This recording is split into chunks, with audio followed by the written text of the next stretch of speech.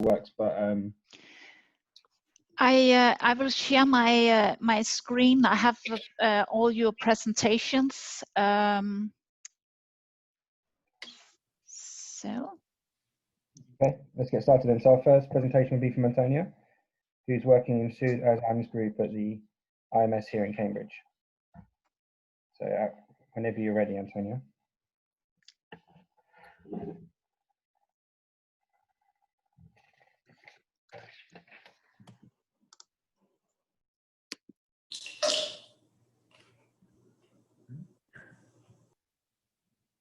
See the slide. Oh, so yes, here it is. So I don't know if I will just tell you that also if you would like to show something on your poster, then I can easily find the PDF. So please tell me if you would like to show something on that. Okay. Are you ready to start? Yes, Antonia? Yeah. Okay. Okay, please, you have a minute. Thank you. So yeah, I'm a PhD student in the Susan Ozan's lab, and as you've heard from Heather this morning, we are basically working on obesity in pregnancy. And in our field, it's pretty well known now from human observations that obesity in pregnancy does not only lead to pregnancy complications such as preeclampsia and stillbirth and a higher risk for gestational diabetes, but also has effects on the offspring, such as a higher risk for them to develop cardiometabolic diseases or cardiac. And we can model this quite nicely in our mouse model of maternal obesity. And we see that our obesogenic diet works quite well. So our obese mums are much heavier, have a much higher fat mass than our control mice, as you see on the bottom left. And we also investigate, or in my project, I investigate metformin, a drug given more and more in countries to treat gestational diabetes, even though there's very limited knowledge of long-term effects out there. And when you look at the bottom right, we see interestingly that the body weight of our fetuses at the end of pregnancy is reduced both in the obese and the metformin group. So that's why I then turned my attention to the placenta, because it's the key interface between mother and child. And what I was able to see there via staining is that the zone of the placenta, which is crucial for enabling transport of nutrients between mother and child, is reduced both in the obese and the metformin group. And strikingly also, as you can see at the bottom, we saw loads of calcium deposits in the obese and the metformin placentas, which is a well-known sign in humans in obese pregnancies, and the gynecologists know that this is a sign of an aging and of a failing placenta. So that shows that probably structural changes in the placenta can explain that we see reduced growth in our fetuses. And this is something that metformin doesn't seem to correct. Thank you very much. So I think you had one question online from Clemence, but maybe we can ask people if they have questions on here first. Yeah. I have a question if that's okay. I was just wondering, what are some of the long-term consequences of the calcification of the placenta for the child? That is.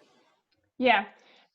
So what it's known in the humans, actually not much known about how it happens and what exactly happens.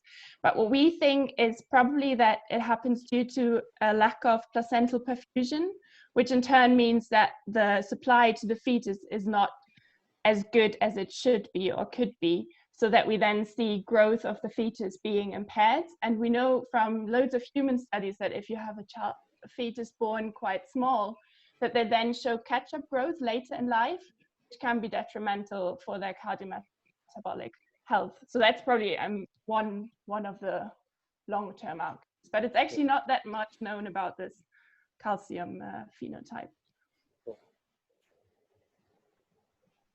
Antonia, does the metformin accumulate in the fetus as well, or is it not passing? No, it is passing. We're actually doing some studies at the moment, like looking at fetal tissues via mass spec to see whether metformin is there. And I've done a little pilot study and detected in the fetal livers and fetal kidneys, and in the placenta as well, because it's known from placental perfusion studies that it does cross the placenta, and even accumulates in the amniotic fluid, which is interesting because that's what the fetus is ingesting, so it can even take it in via the oral route. Yeah. Are there any interventions? Do you think the effects might be postnatally, probably, you know, at a later stage? Sorry? Do you think the effects of metformin might be at a later stage rather than, but this is in the fetus, right? Rather than in the actual offspring? So yeah, so the metformin is given to the mum just during pregnancy. Yeah. And then I've just looked at the fetuses, but there are others in the group, actually in the other poster group, one PhD student, she's looking at offspring that was exposed to metformin in pregnancy, and she's then looking at long-term effects of the offspring. Because so do you see, are there changes in body weight in the neonates, or? So it's known that they're born smaller in our model, the metformin ones, which seem just the same as we see in the fetuses, that obese and metformin are smaller. And then they show higher adiposity than the controls and even obese later on. That's what Joska Skonians has investigated, which is something that's also more and more shown in some human studies. Thank you. So can I ask one question? Oh, sorry, Daniel, you first. You go ahead. I already asked. Yeah, okay, I'm sorry. Hi, Toya. I would like to ask you, Toya, what is the explanation for this different perfusion of the placenta? Because if you see that the metformin group have a kind of decrease of fat mass, but they still have this altered perfusion, what do you think that can be affecting this? I don't know if you have studied something like that. Yeah, we have very different hypotheses what could be. So one other thing I studied in mice was the uterine artery blood flow via ultrasound, which I saw was decreased in the obese, but was slightly improved in the metformins.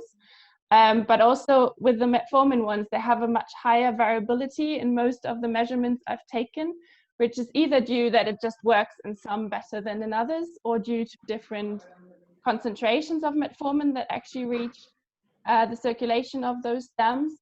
So yeah, I think it could either be that they just respond slightly differently.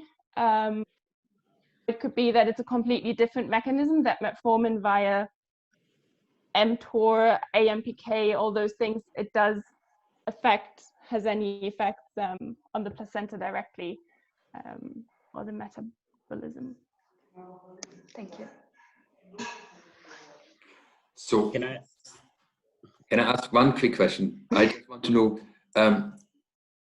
from all that you have on your summary here, metformin doesn't seem to be very good. So why would you actually then treat people? We heard in the other breakout that I was earlier on today that in Denmark, they don't allow metformin in pregnancy.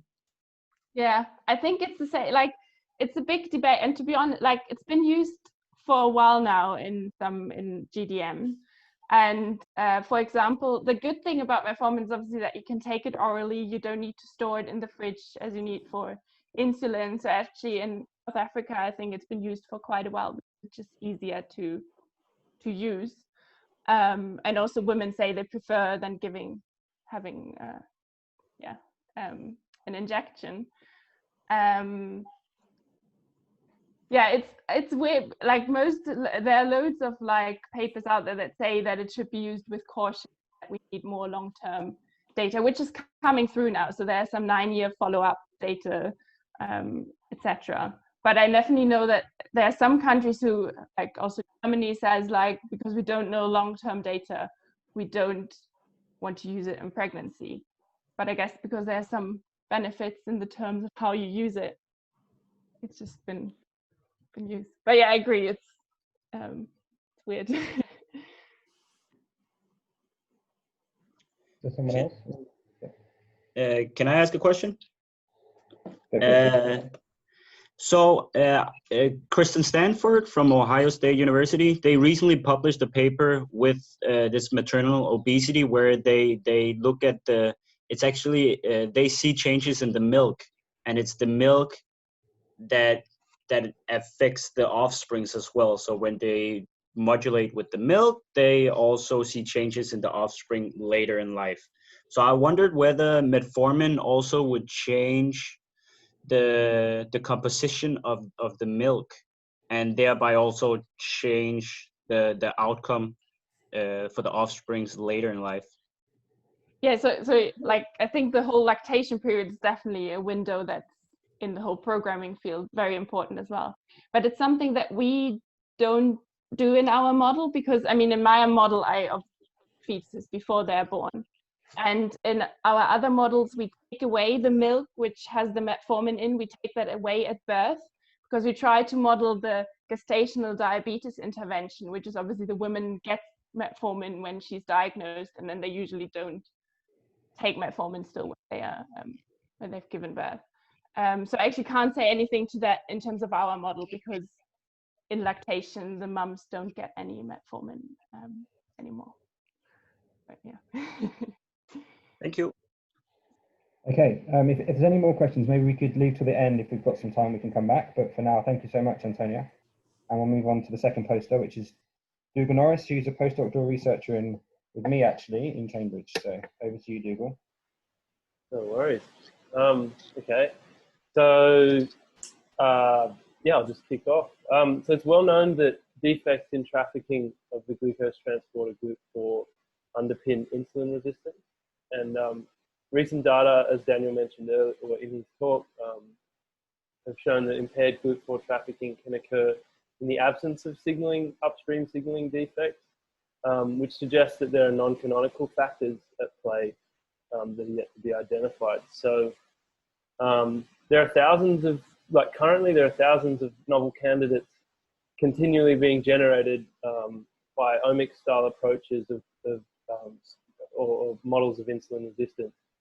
But there isn't really a current method or a screening assay to test the potential roles of these candidates in muscle or fat cells.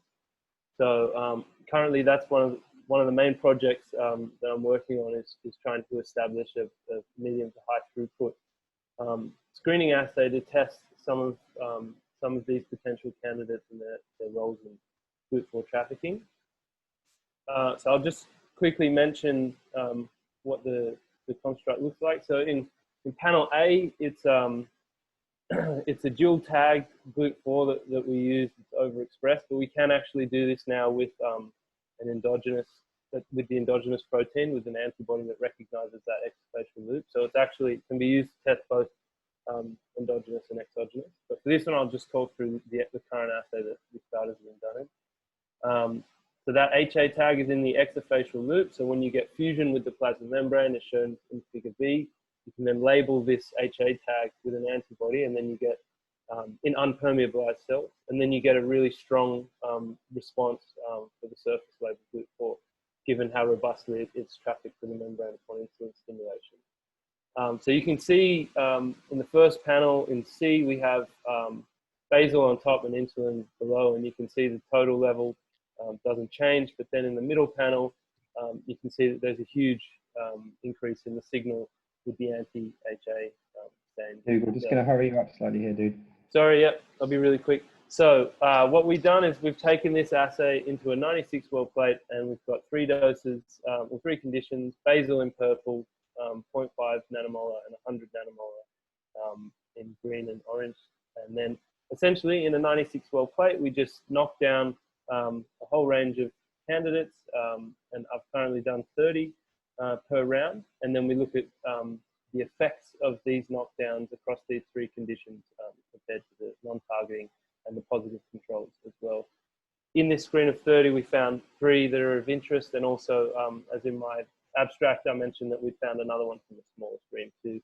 We're taking these forward because we're interested in their potential roles, but we're also trying to expand this screen into myocytes currently. And we've established in a human-induced pluripotent stem cell line from BitBio that they express GLUT for, and so we're currently trying to see if they're insulin responsive as well. And also we're very keen to collaborate with anyone that has some potential targets that they're interested in testing. Thank you. Cool. Thank you very much. Any questions? I got a question. Thanks for the presentation first. Well, so you use 3T3L1 cells, adipocytes. Yes. Can you differentiate Yes. that? I mean, can you do it in a mature adipocyte, the same kind of assay, which is quite challenging, I suppose?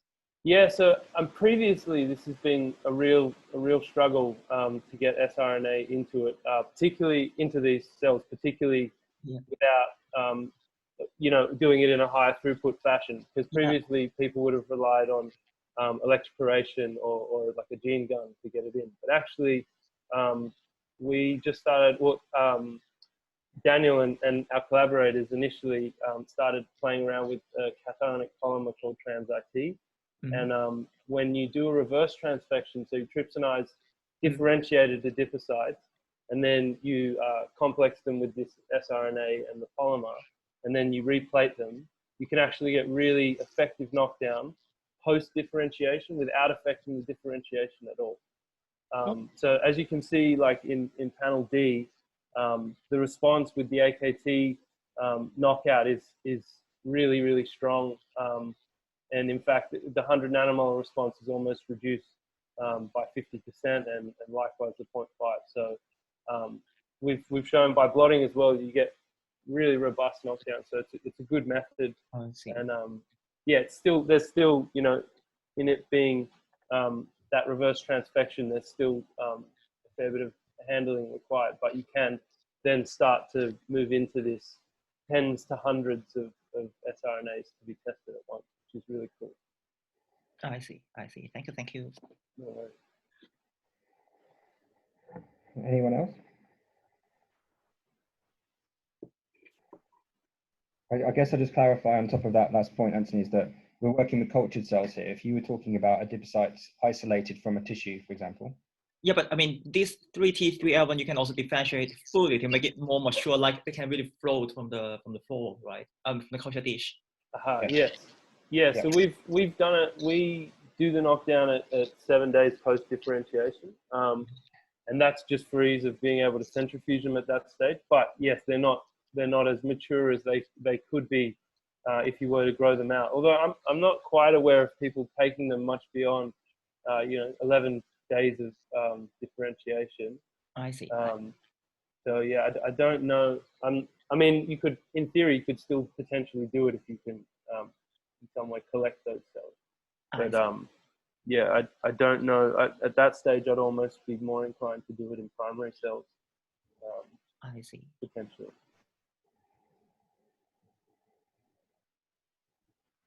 Any other questions? Yeah.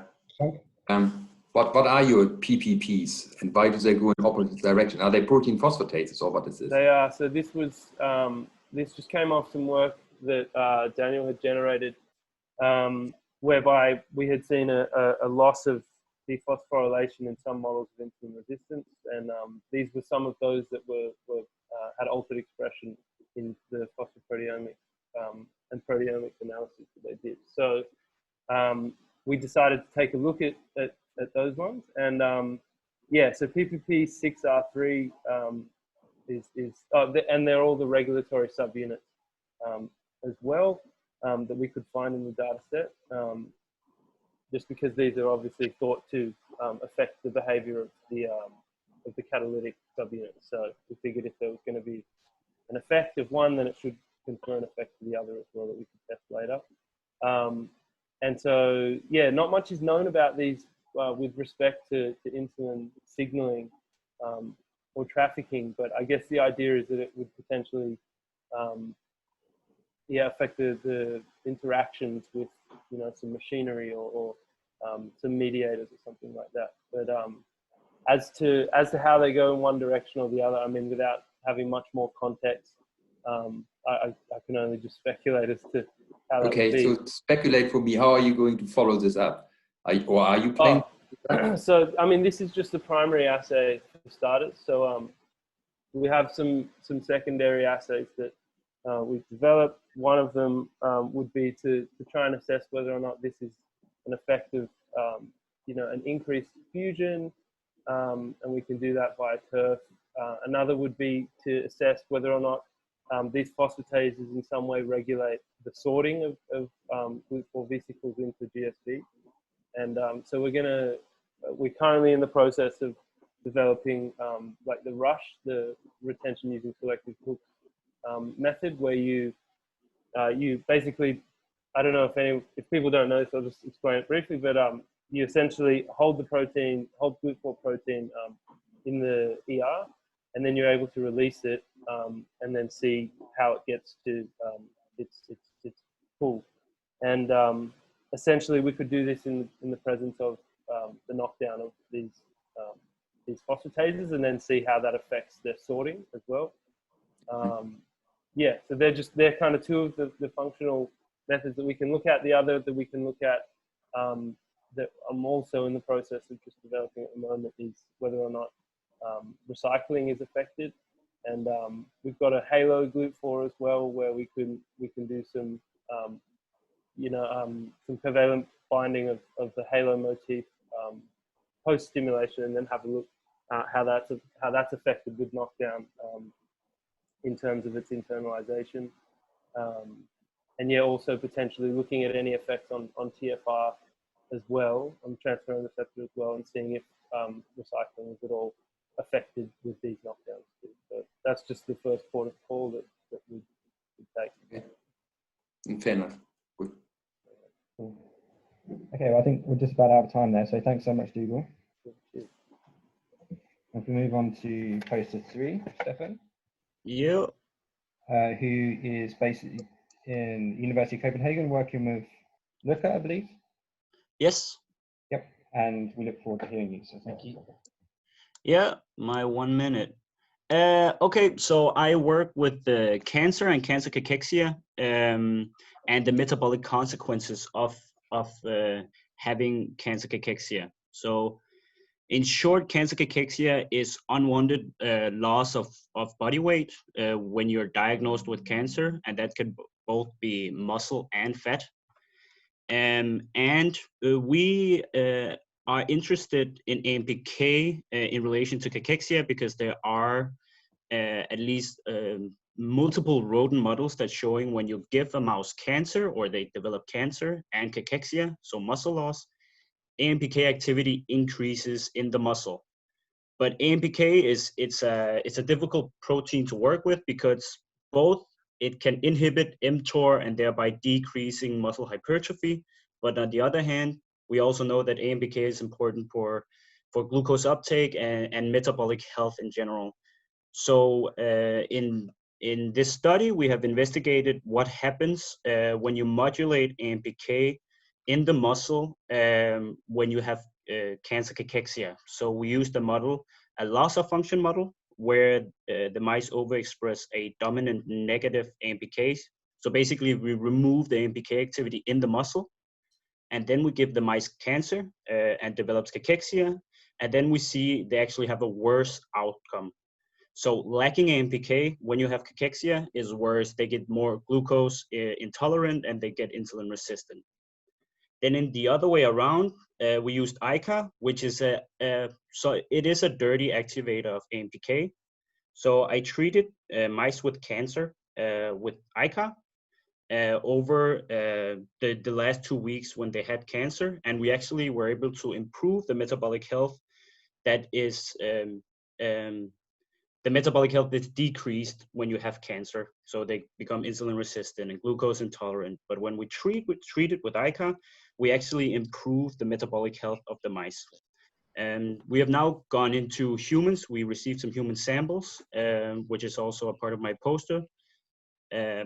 While cachectic patients, they don't have increased phosphorylation of AMPK in their muscle, we do see that all the subunits of AMPK is upregulated.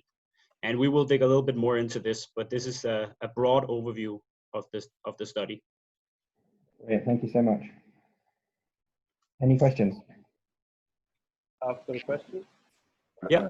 So that's really cool in terms of the potential to reverse cachexia. But I was wondering what actually happens to the tumor itself with ACAR treatment in terms of growth and proliferation. That's a very good question, because there is studies showing that when you activate AMPK in tumor tissue, you decrease proliferation and tumor growth. So in this model, I actually had to wait a week, so the tumor had to be established before I was able to treat them, because if I started too soon with the ICA, then the tumor would be smaller, and that would of course affect the outcome of metabolic health. But in this study, I was able that the tumor size, they were evenly big, if you can say it like that, in both the cancer group and the cancer treated with ICA. But yeah, it's a very important notion. So the tumor in both of these studies were not affected. They were similar size. Cool. Thank you. What actually caused the cachexia? Is that they eat less, or what actually happened? That's a very good question. We don't know, and that's why you can't really treat cachexia now. Yeah. But we know that there are systemic factors called tumor kines. So there's hormones and cytokines produced by the cancer cells, which does go to the peripheral tissue and affect the size. We also know that there must be something coming from the fat tissue as well. There was a paper that if you prevent fat loss in cachexia, you also prevent the muscle loss. So if you inhibit the lipolysis of the fat, then you preserve the muscle. So there's a lot of crosstalk going on, which we still don't fully understand. There are clinical trials in humans trying to inhibit TNF-alpha, IL-6, some of the inflammatory cytokines that are elevated in cachexia, but we don't know. Another thing which is also important for this study is when people do rodent studies, and the way you induce cachexia in the tumor is you inject cancer cells in the flank, and then they get a tumor on the side. So in my model, I actually I put the mice in metabolic chambers, and then I traced the mice while the tumor was growing. And it's pretty evident within 7 weeks, the activity of the mice just decreases 80% at the end. So it's almost bed rest. I would call it a bed rest study as well. So when you talk about metabolic health and you both have a mice with cancer, they have systemic inflammation, they have decreased their normal activity level abnormally compared to a healthy mouse. We have a lot of factors affecting both muscle and fat and the metabolism in general, and they also get anorectic at the final stages as well. So it's not an easy way out with one thing, unfortunately. I see. Thank you. Can I ask a question? Of course. Do you think that somehow the effect of muscle loss that you can observe in the during aging can be similar to this model, and you could even think about some treatment for this case, for aging? So you're thinking of sarcopenia, loss with aging? There are some of the same targets are both in cachexia and sarcopenia, especially when you look at the genes that induce the muscle loss. So some of the estrogen-1, MERV1, all these factors are both increased in both of these diseases. So it is targets, but whether the systemic factor causing the sarcopenia and the cachexia, I think it's very different because you do have a high amount of inflammation in cachexia compared to sarcopenia. Although I'm not working that much in sarcopenia, but I would guess the inflammation is quite a bit higher in cachexia. So for sure, some of the target genes within the muscle are the same, but the cause the muscle loss, I think is different. Okay, thank you. I would like to follow up on that question. Yes. So yeah, on your title you say that AMPK signaling is increased in cathectic muscle. Do you think that AMPK signaling is also increased in sarcopenic muscle? And if so, in this case, it looks like it's compensation, right? So if you don't have AMPK, it's even worse. So would that be the same? Do you think it's the same in sarcopenic muscle, and are there convergent signaling actually? To be honest, I actually don't know. I haven't looked that deep into the sarcopenic literature. I don't know. That's a good question. I do know if you, in some of the AMPK models, when you mess with AMPK, sometimes you have increased muscle because you have the lack of inhibition of mTOR. But in other models, so if you remove the beta-1 and the beta-2 complex, you have mitochondrial dysfunction, and the mouse are really worse off not having AMPK. So I don't know. It's a very good question, and I have to look into that for sure. That's a very good point. Maybe I can elaborate on that. So compared to young muscles, aging muscles are shown to have higher activation of AMPK, both at rest but also during exercise at the same intensity. And I think AMPK has been shown to be involved in sarcopenia as well. But also as a compensation? I don't know if it has been shown as a compensation. I think not. I think it is more suggested to be a negative regulator of mTOR in aging. Mm-hmm. Yeah. What drives the activation of AMPK in those circumstances? Yeah. Oh, sorry to interrupt. I think we need to move to the next. We still have 2 left. Would that be okay? Yeah, they're fine. Yeah, of course. Okay, poster 4. Thank you. Yeah. So is it Fo? Yeah, it's full. So I met you earlier. So yeah, so Fo's going to talk to us about her work on the LRPPRC complex, SLRP complex, at the University of Copenhagen. So thank you very much. All right. Yeah, so I guess a little bit I misunderstood what the purpose of the summary was. I thought it was supposed to be a teaser, that's why you see the question mark, but it's not so bad. So I think we've heard today quite many times already that exercise actually elicits a wide range of benefits on the whole body. And it also serves as a primary intervention for many of the non-communicable diseases, which include type 2 diabetes. But when we talk mechanistically, much of the knowledge that we know today maybe resembles only like the tip of an iceberg.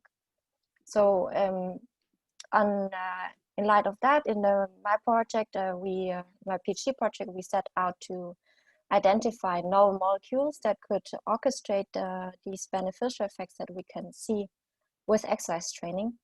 And via mass spectrometry, we nailed down 2 particular proteins that seem most interesting to us, which turned out both to be mitochondrial and both exercise responsive.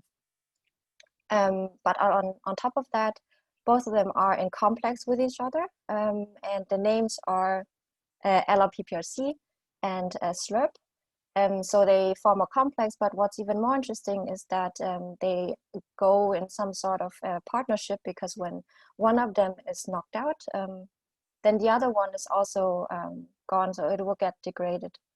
So when we look on the mechanisms again, we look upstream and downstream, and it looks like one of them is regulated very severely by PGC1 alpha, whereas the other one is not. And so we still have to identify who's responsible for LRPPRC's regulation.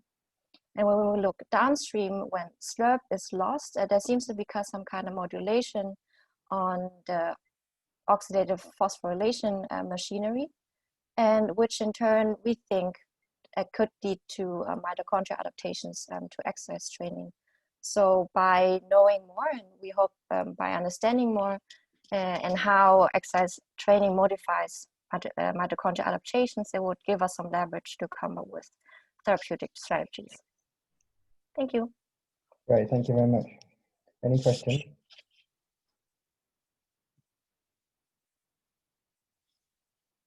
Okay, you putting your hand up?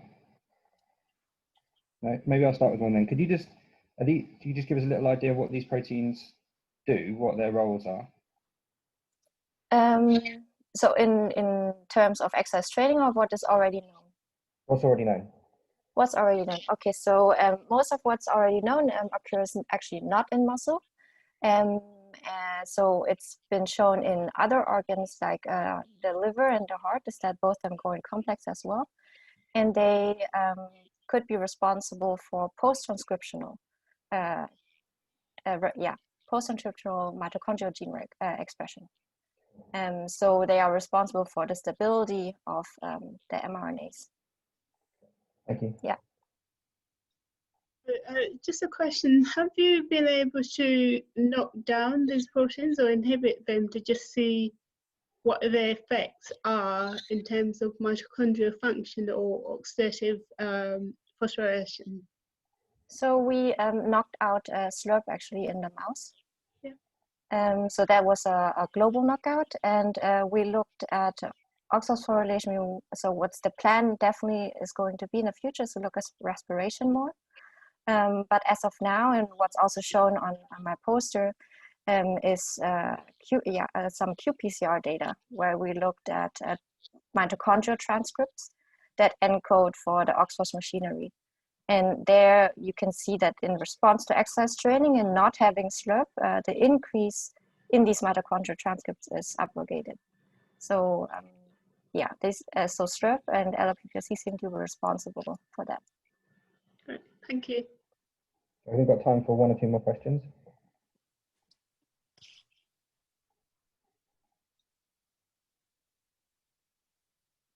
I got a question. Yeah.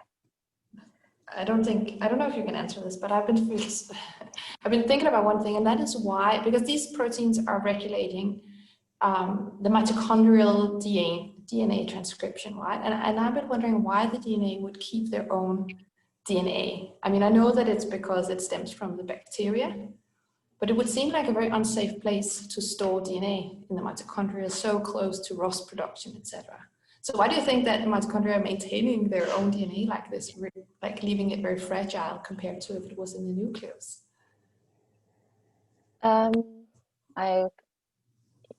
So I would guess that it's so to have all the mitochondrial DNA is they have a lot of genes in there that's transcribed for things that are working in mitochondria. So it would take a much longer route for the nucleus encoded genes to be transferred to the nucleus and the mitochondria. So I guess it's also energy saving to keep things where they're supposed to be in terms of localization. Yeah, but if you have these two proteins that serve for stability, so that would kind of protect the transcripts, I guess, from degradation as well. Yeah. But just to point out, there's only very few transcripts that are encoded by the mitochondrial DNA, right? There is not much. I mean, most of OXPHOS is not encoded by mitochondrial DNA. Yes, yeah. It's very exactly. little. Okay. Yeah. Yeah, I think it's like, is it 13 proteins, but they are also really completely essential for mitochondrial function. If you knock down even just one of them, the whole thing falls apart. Yeah. And that's why I'm just wondering why the DNA is left in the mitochondria, because it's so exposed to reactive oxygen species, which is opposed to the nucleus, where there are so many different DNA chaperones that protects the genes. So, but it could be something to do with localization, I agree, and I don't know the answer either. Yeah. Okay, fantastic. So I think based on time, we need to move on to the, thank you so much, the final poster. So, Jose Flores Guerrero, who is, I've just lost a bit of paper, here we go, based at the University of Groningen, and he's going to talk to us about a diabetes risk index. Yes, thank you. So this work is about a new developed diabetes risk index, which is calculated on 3 different lipoprotein subfractions using both their sizes and the concentrations in the plasma, and also 2 branched-chain amino acids that, as you know, are closely related to metabolic disease. So for this study, we used data from the PREVENT cohort, which was conducted in the north of the Netherlands in Groningen, and included more than 6,000 people that were followed for 10 years, somewhat less. And yeah, the biomarkers were measured by means of nuclear magnetic resonance. And so after applying different modeling techniques, and so Cox regression analysis showed that this new diabetes risk index is strongly associated with development of type 2 diabetes in the general population, after adjusting for several confounding factors such as age, sex, BMI, and glucose or HOMA actually. So another metrics such as the net of reclassification shows that this diabetes risk index allows to reclassify properly up to 40% of patients from low or middle risk to a higher risk. And well, this is not shown well here in the emoticons, but I think that there is like a very interesting connection between diet, which was supposed to be the emoticon in the round place, and also as we have discussed previously in the regulation of appetite in the brain, and also the balance of brown and white adipose tissue, because it turns out that brain chain amino acids also influence how this its equilibrium is maintained between the white and brown adipose tissues. So I think this is a very nice opportunity to collaborate. That's it. Thank you. Any questions, please?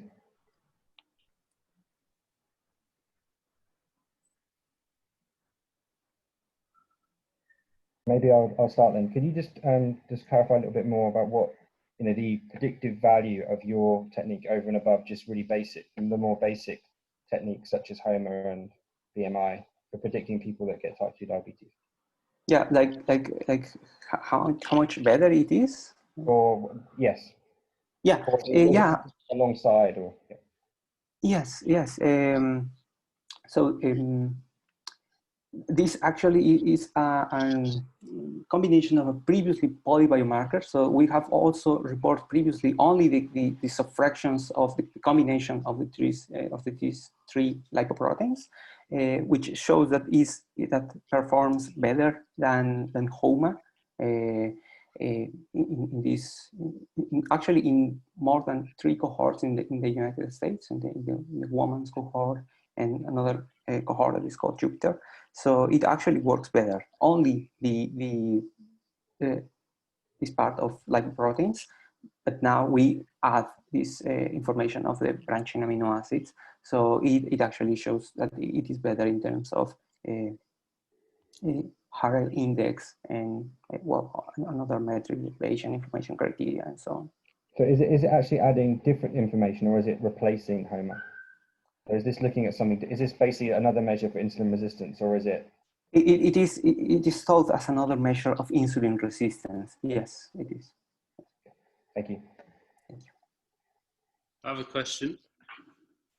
So just to clarify, is it the presence of the branched chain amino acids that's negatively predictive or positively predictive?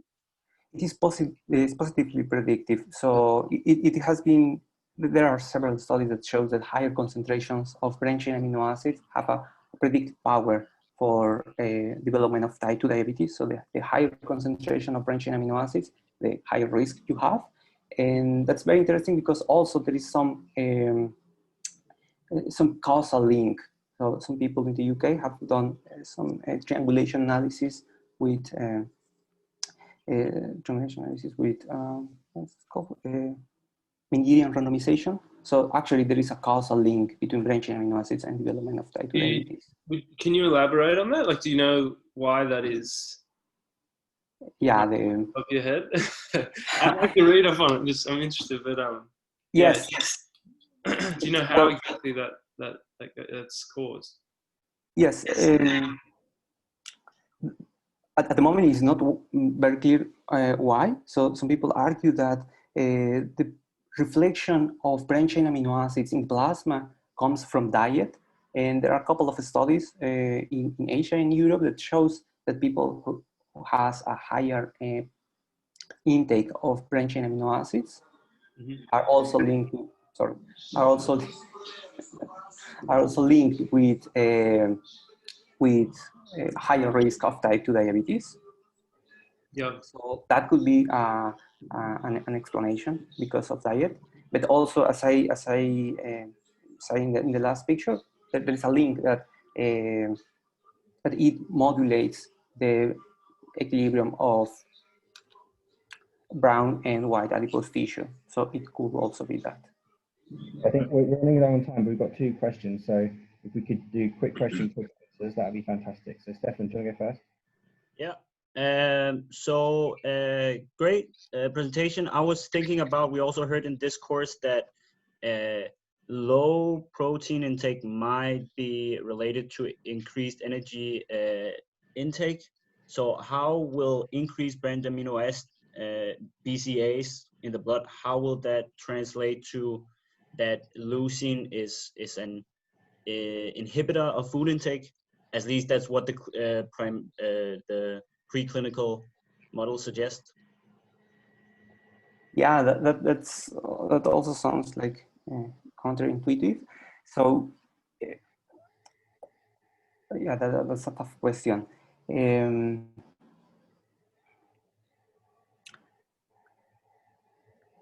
has been also it has been also hypothesized. So what I can say now is that maybe there is also a link between these branched amino acids and microbiota, because it has been shown that also the branched amino acids promotes dysbiosis, which so it can be not a direct effect, but also could be mediated by the effect that it has in the microbiota. So yeah, that's one idea that I have. Great, thank you. And Priscilla? So high levels of HDL have been shown to be preventative against metabolic diseases, including diabetes. But then when you use interventions that increase HDL, they don't actually seem to work. Do you have ideas of why that is? And yeah, and how you can help with this predictive method to alter LDL and HDL?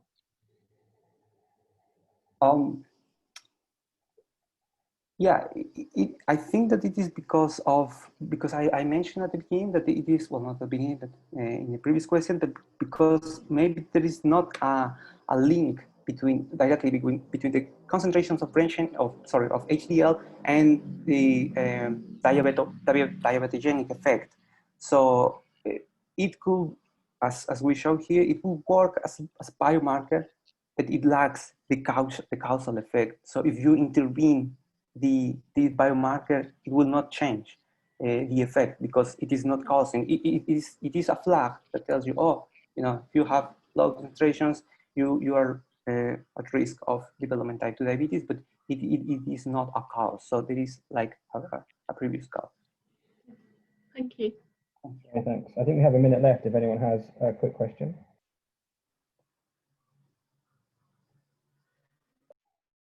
I'd have to be very quick. Okay, maybe we'll leave it there. So I just guess we'll finish by saying thank you so much to the presenters for very short but very informative presentations, and to everyone with questions as well. So thank you very much.